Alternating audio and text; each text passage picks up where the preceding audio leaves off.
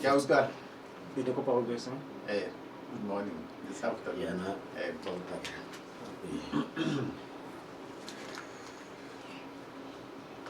Ke face wena kana ke face Yeah, wena. kana le. Yeah, wena ya okay. Okay.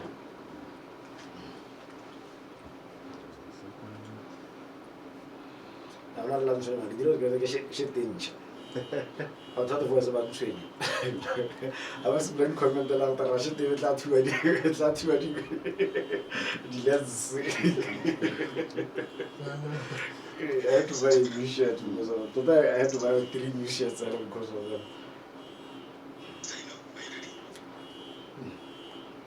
Co-payments though? We're counting down on Anna. And so? Wait. Something happened.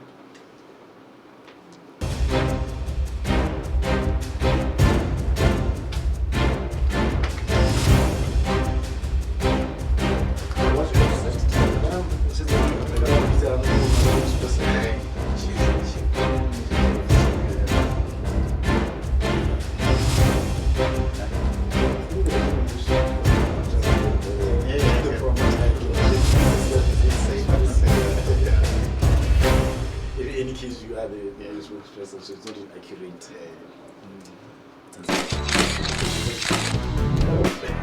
Only one newspaper captures the human side of Botswana.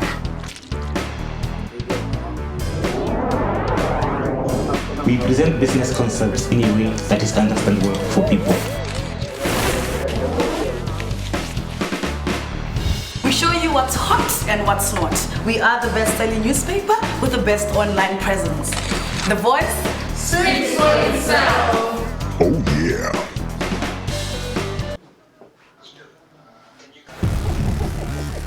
We know what you're looking for.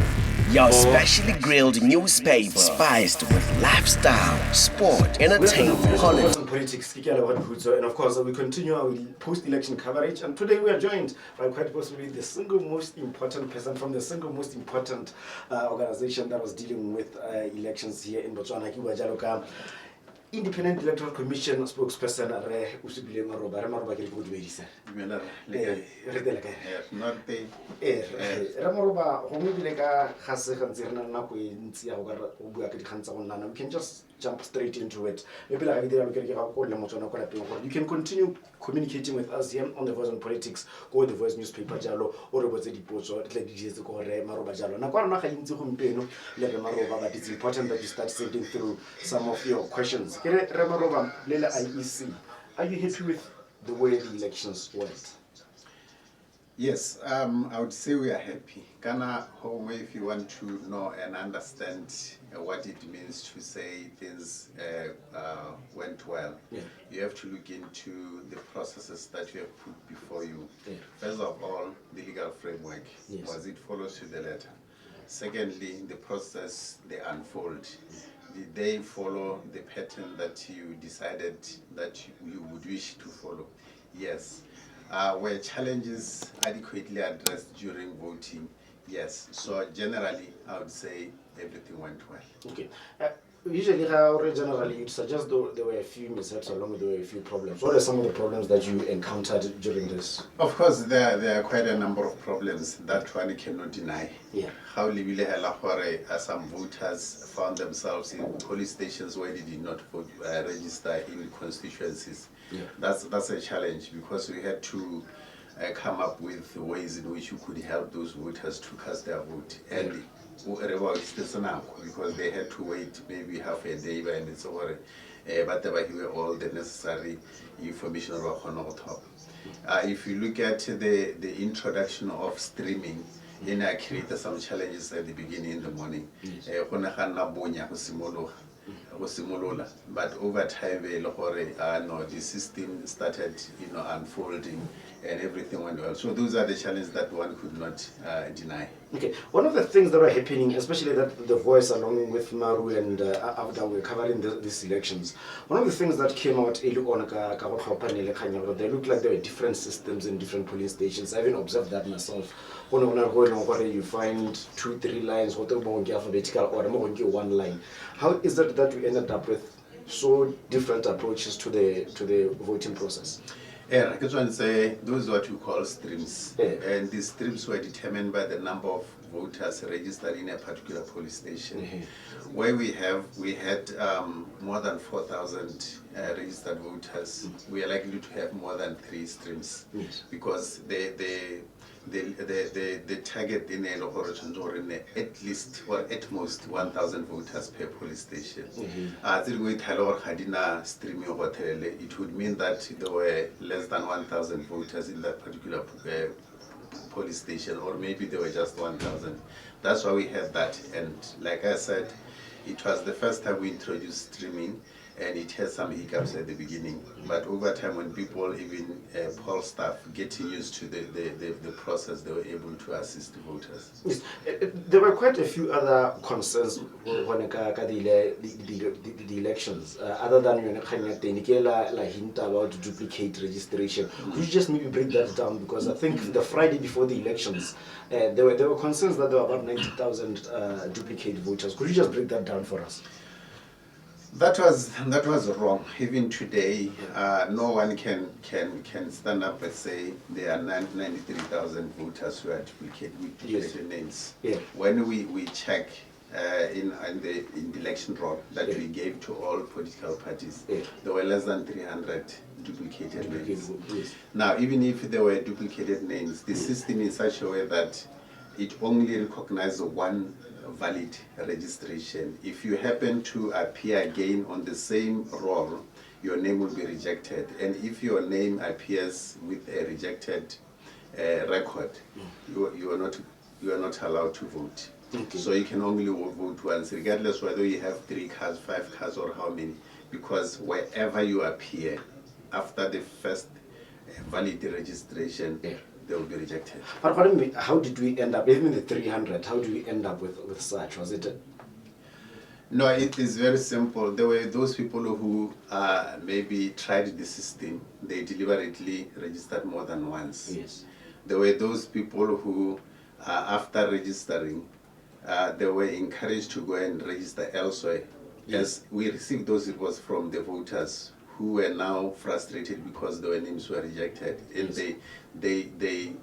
they confirmed that they were asked to go and register elsewhere, even though they had already registered. So those are the things that were deliberately either a mistake of someone not remembering that they had already registered. Now during supplementary they go and register again. It happens. There were those that had registered, but on the way they were asked to go and register elsewhere. And because now they will be registered for the second time, their names will be rejected. So in other words, double registration or duplicate registration, you do not feel in any way that it affected your credibility as I see? No ways. And then we move on to the elephant in the room, Remaroba, the Mahalape debacle, where you ended up having to postpone. How did that come about, and could you just maybe break it down for us? You know, during nomination time, the writing up of the description of symbols is done manually. Now the description for the symbol for AP is very long. For it to be understood, you have to describe it word by word.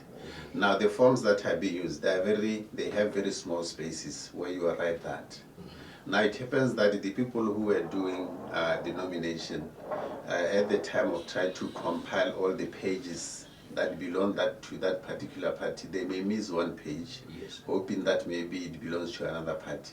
And at the end of the day, when we tried to do the collation of the names and symbols of political parties, if you miss the one page of that particular party, it was likely to happen that you don't capture that political party. And as we send the symbols to the printers, then the party won't be in the list that needs to be printed on that particular polling district. I think the curiosity now, how then did it pass? What systems are in place that should have picked that? Or process, or how did they end up doing the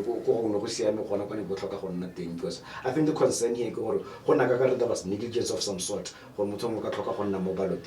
There isn't any negligent, or one would say that, because people don't appreciate the amount of work that needs to be put in place, or the process that you have to go through. We are talking about a manual system where someone sits down and start writing names, people's names using a pen, and making the descriptions on a paper that has very small margins and very small spaces to put everything that you have to put there.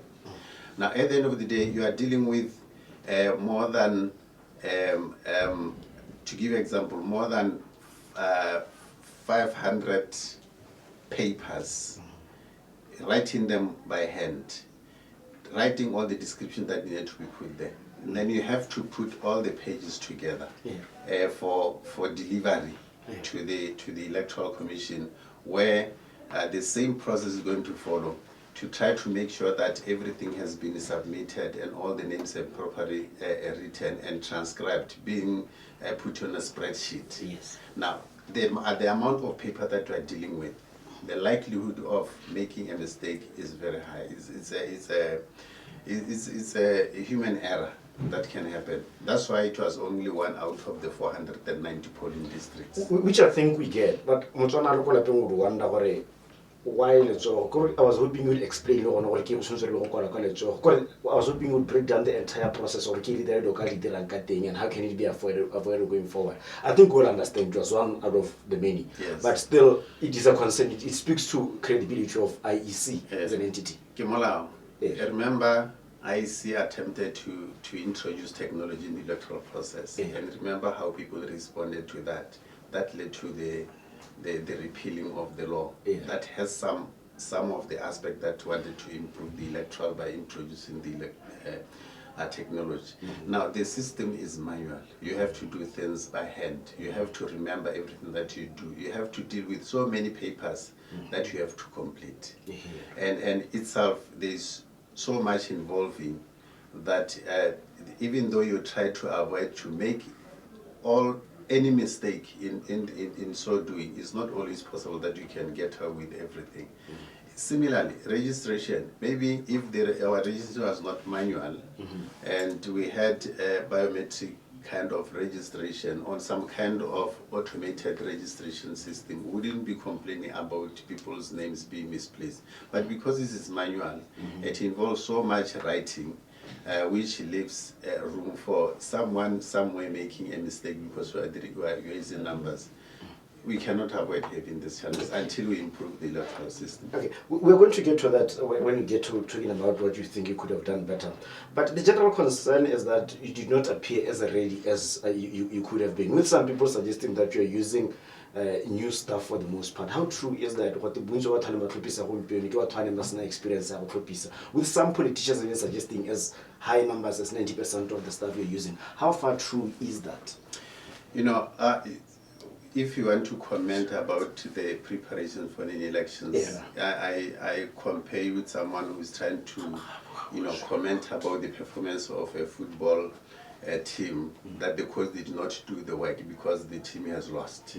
Because people don't understand how much effort needs to be put in preparing for elections. Remember, you are holding elections for 2,260 police stations, and for each police station you need to have more than 5 public officers manning that police station. To start with, preparing those people to appreciate the law and be able to implement it.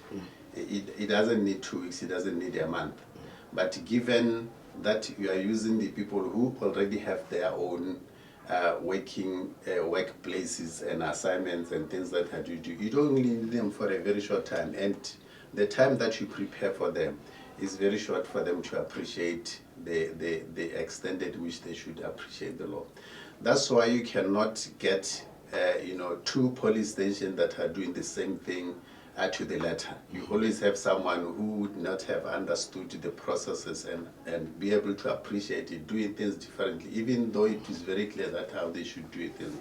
So the amount of work that needs to be done and the fact that we are using the law, you need to be very careful. We are dealing with elections. Elections are very sensitive. You don't take shortcuts. Yes. For purpose of experience, you need to take your time and appreciate. That's why one people complain that it's very slow. Yes. Secondly, people complaining that sometimes you'll be asked to say, let me try and find out whether I should be doing the right thing if you say do this. It's because it's the law and the elections are very sensitive. Any mistake, you are costing a candidate a vote.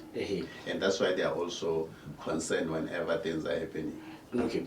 Well, I suppose when we're discussing this sometimes, but do you think you communicated well enough to break this down to people? Because as we are covering the elections, one of the things we were picking were confusion because when it was minimum, maximum has to be 1,000, high 1,000, more than 2 streams. Do you think you communicated sufficiently, let the voters specifically, especially with this information? You know, when you are dealing with elections, you'll understand that sometimes people are not interested if it's not the time to participate in a process. You try to call people for just consultation, but they don't turn up. You try to call candidates to come to discuss the intricacies of the law, they don't turn up. And they only turn up on the day, and they will be asking things and complaining about things that they should have understood and appreciated, and even help the commission to inform their agents so that they should understand what needed to be done and what the law says about the process. Now, unfortunately, without meaning to cut in, I think what I'm trying to say is, when did you start making these efforts, and do you think they're sufficient, not just to the political parties, but just Botswana in general? Or shouldn't this have been something they've been aware of from the onset? Which process? It sounds like I'm talking about Botswana line complaining, because we were surprised as the people we were covering.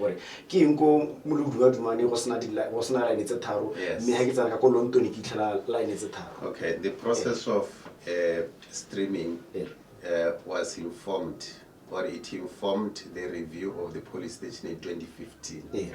And after the review of the police station, all the constituencies were engaged in trying to inform people about the changes in the police station, the location of the police station, and what would be happening at the police stations. Now, I'm going back to my point that you can always call people for a meeting, they will not turn up. You always call people for certain, they don't turn up. You put something on radio, we don't listen to radio, on election to Gaps FM. You put something in Gaps FM, we are not listening to Gaps FM, we are listening to Yarn FM. You put on newspaper, we don't read The Voice, we read this newspaper.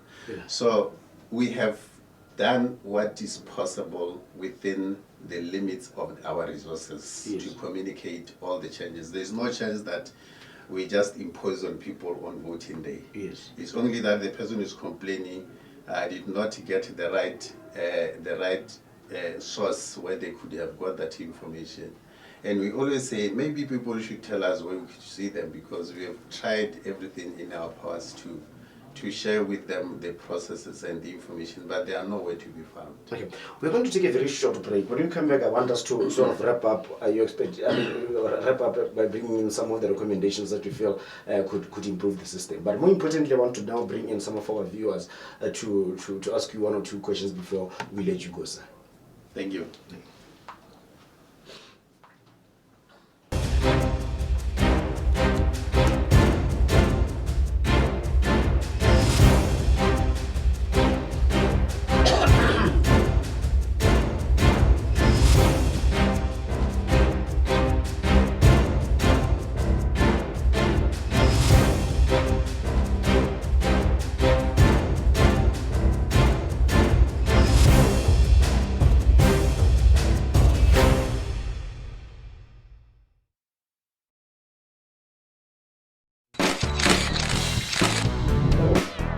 Only one newspaper captures the human side of Botswana.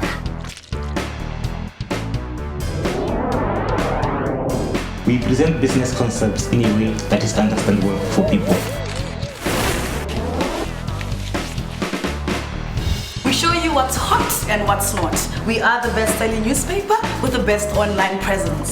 The Voice speaks for itself. Oh yeah.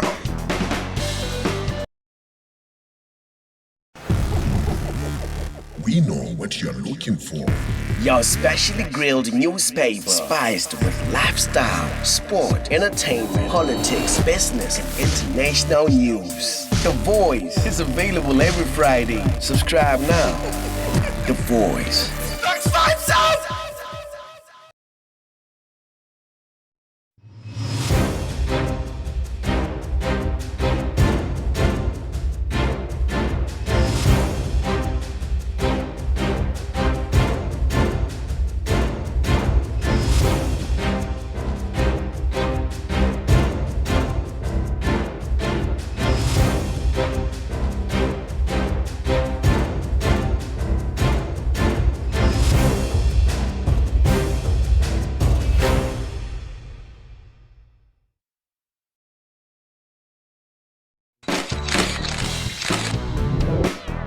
Only one newspaper captures the human side of Botswana.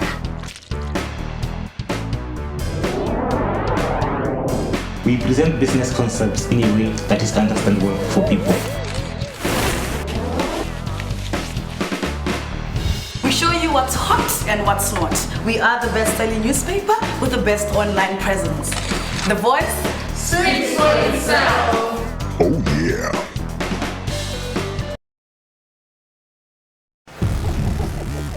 We know what you're looking for.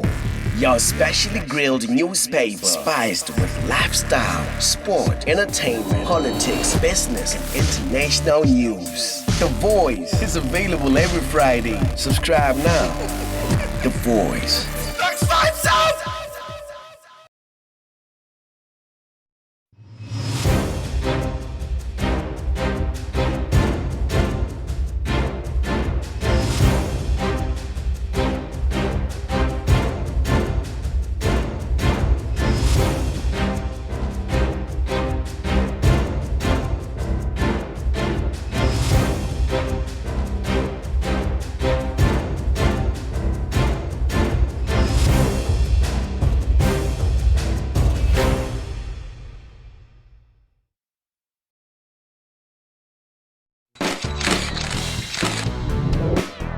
Only one newspaper captures the human side of Botswana.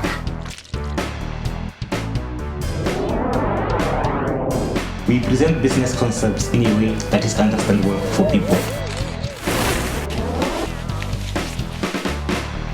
We show you what's hot and what's not. We are the best-selling newspaper with the best online presence. The Voice speaks for itself. Oh yeah.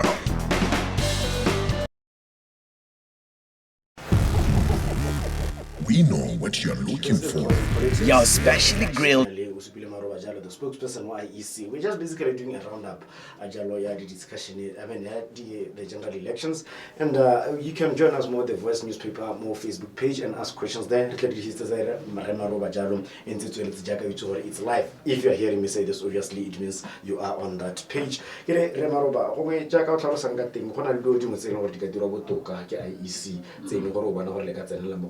What are some of the things that you think you can do better in the IEC? You know, after elections, we have to sit down and do an introspection. Yeah. And some of the things we have realized that our registration is a source of all the challenges. And since we are going to get into the evaluation of elections, we would seek the support of the general public, yes, so that maybe we consider automation of registration. Then a lot of problems will be solved. Now, if we get to the police stations... What are the specific problems that you are trying to solve when you say registration? What are the specific problems that you picked when it comes to registration? You know, the registration is done manually at different, even in tents all over Botswana. Yes. And sometimes the people who are engaged to do registration, they don't look after the books. Because if you lose a page in that book and somebody had registered, that person will never appear on the voters roll. And if you use wrong codes, because we register police station, polling district, and constituencies by codes, and you swap the codes, yes, and obviously the name of that particular person you are registering is going to be mislocated in the voters roll. Yes. Sometimes if you don't inspect the roll, and you don't discover that your name is not at the police station or the polling district the way you're registered, you are likely to give up and not to go and vote because your name is not there. All these errors are due to the human errors and not being careful in dealing with the registration of voters. But if it is automated, then you immediately, as you register someone, you put it into the computer and it goes straight. There's no a possibility of high errors that we have realized, because the complaints or even the delay, trying to locate someone in the role and taking the name of that person to go to the police station where they had registered for them to vote, it took quite some time. And I believe some even lost hope and left to go home because it was taking long for them to be assisted. So these are some of the problems that if we could maybe automate our registration, yes, a lot of errors that we have realized ourselves will be solved. Yeah. But are you happy with the way you interact with the voter? I sometimes get that it's easier to communicate with the political parties. They will probably engage you and they will probably respond if you sort to engage them. But in terms of talking to the ordinary person who may not necessarily be engaged fully in politics as a political activist, are you happy with the way you interact with them? Yes, the ordinary person, we get through them. We get to them through their societies. Yeah. We have civil society, we have youth groups, we have faith-based groups, we have non-governmental organizations, and we have tried by all means that we meet all these groups because they regularly meet their members and share with them some of this electoral process information so that they could share with their members. We have engaged on television programs, radio programs, we have written on newspapers.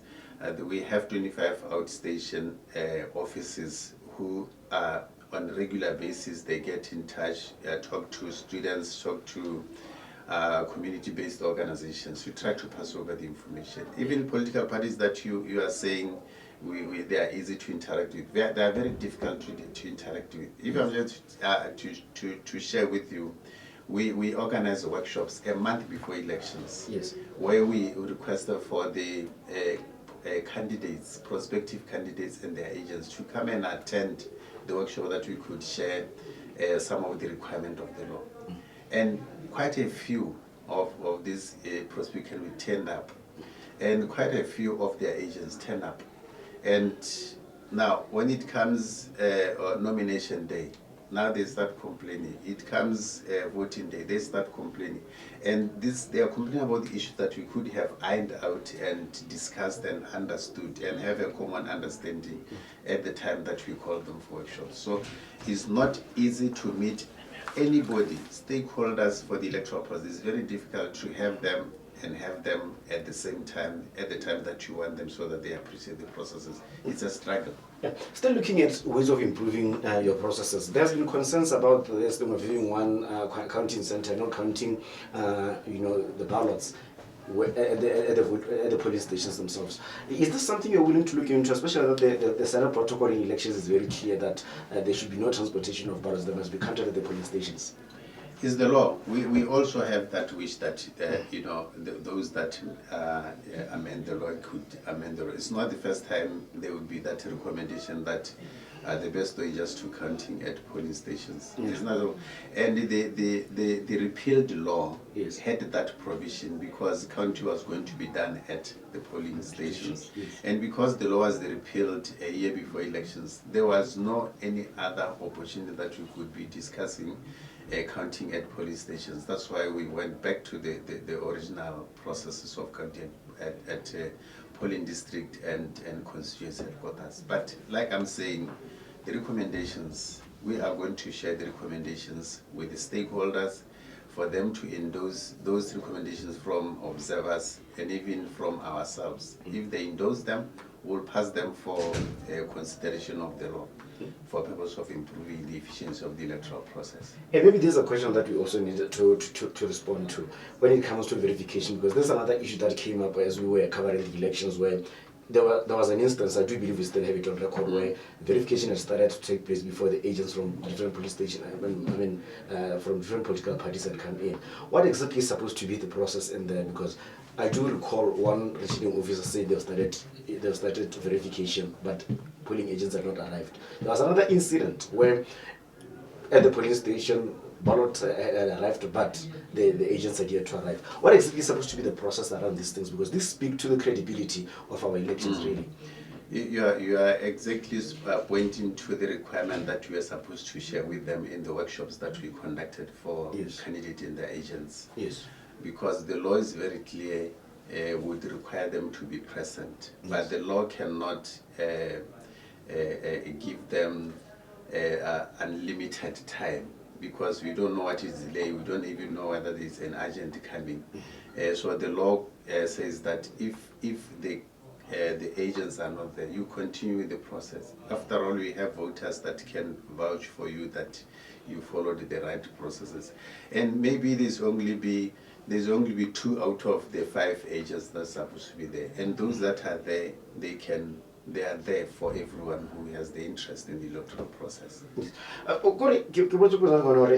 We are now often these elections. I think it's probably the first time we have this much reaction and suggestions that there could have been rigging. And little pockets like this now speak to your credibility as IEC. What is it that you could do to assure Botswana now? Because it's a big debate even on social media. There are people who are making an argument that IEC was just too porous this time around.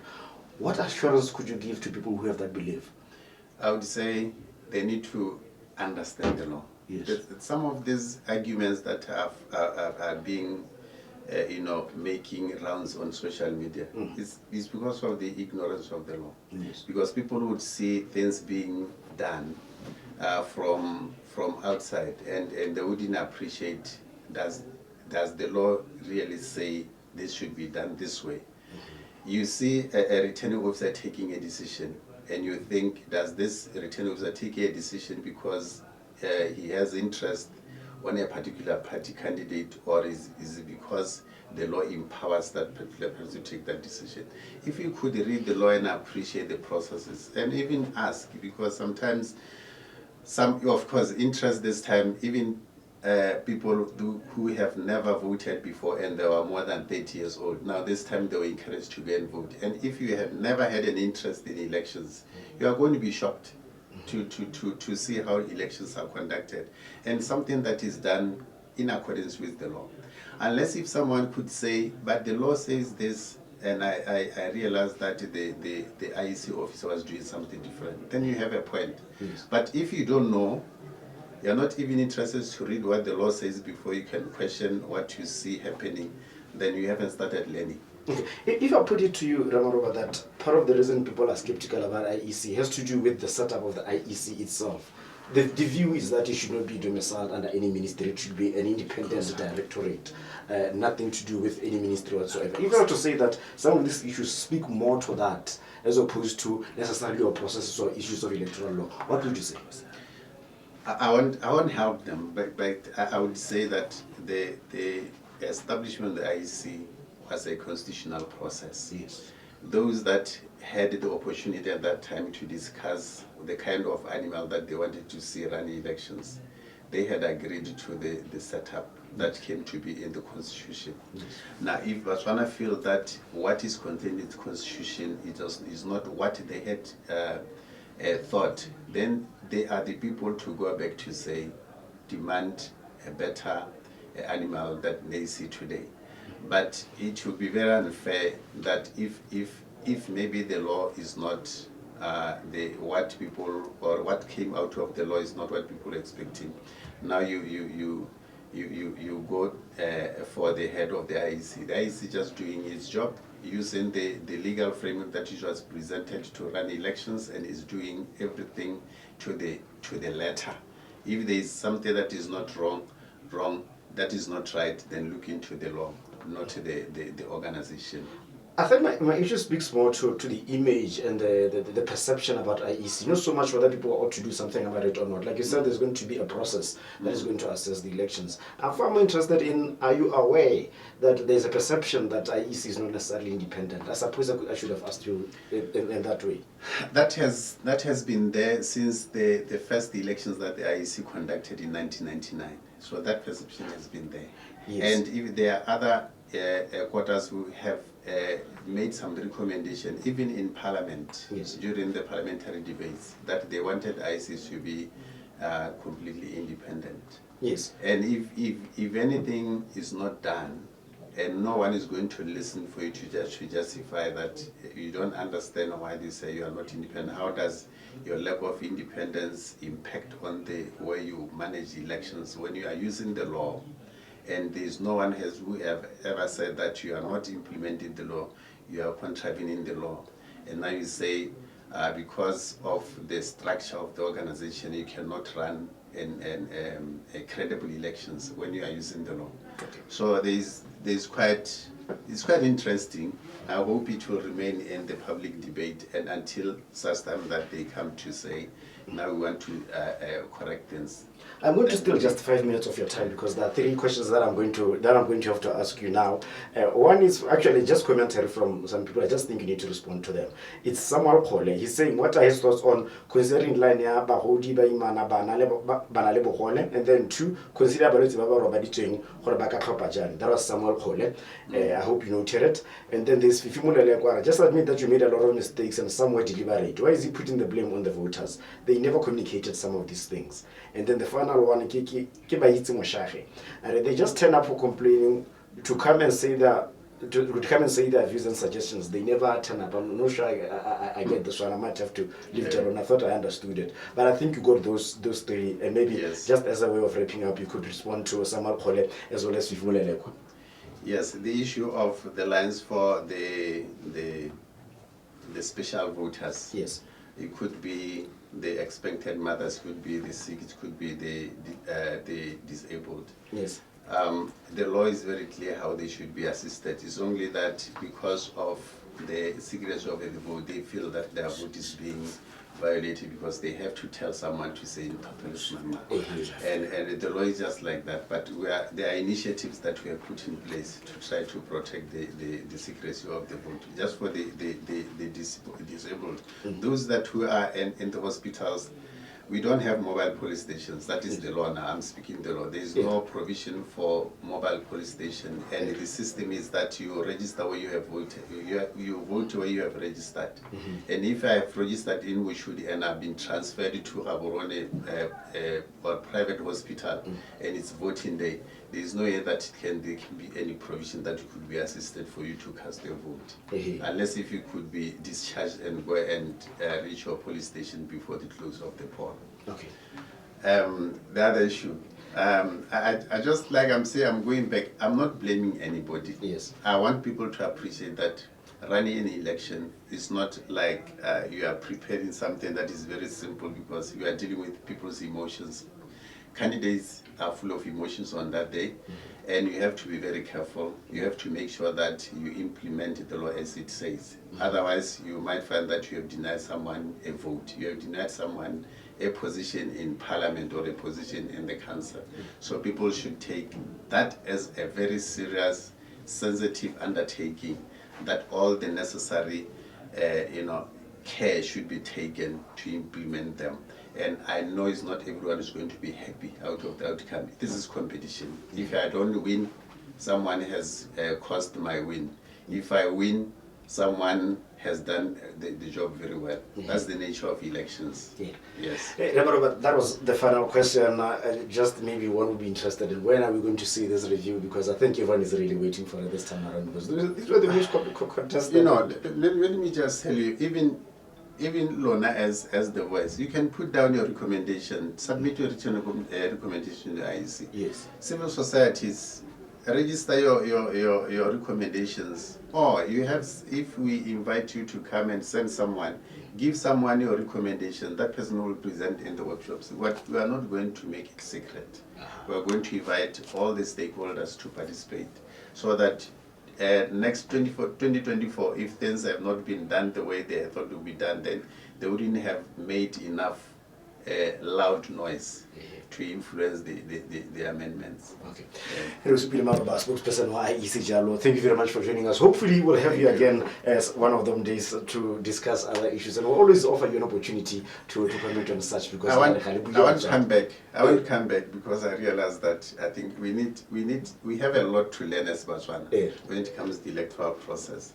We may even compare ourselves with other parts of the world. I'm going to hold you to that. Yes. Okay, thank you very much, sir.